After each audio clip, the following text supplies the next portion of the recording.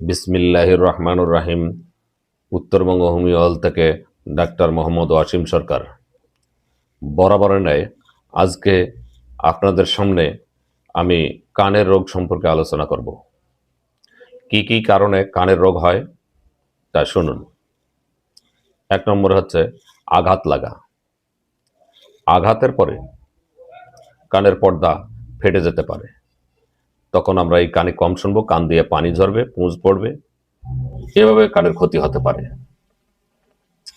2 নম্বর উচ্চ শব্দ,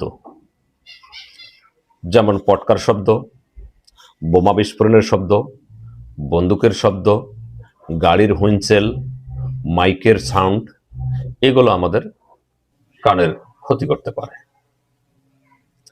3 নম্বর কানে পানি প্রবেশ করা।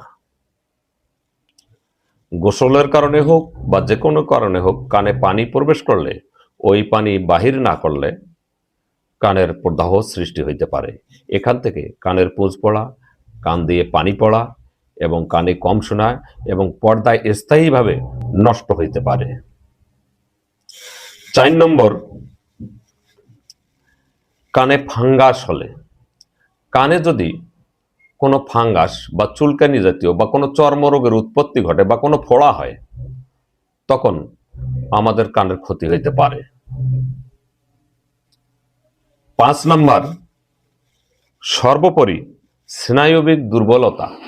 যদি আমাদের শারীরিক দুর্বলতা বা স্নায়ুক দুর্বলতা থাকে, তখন আমরা কানে কম শুনি। 6 নম্বর কানে খৈল জমা।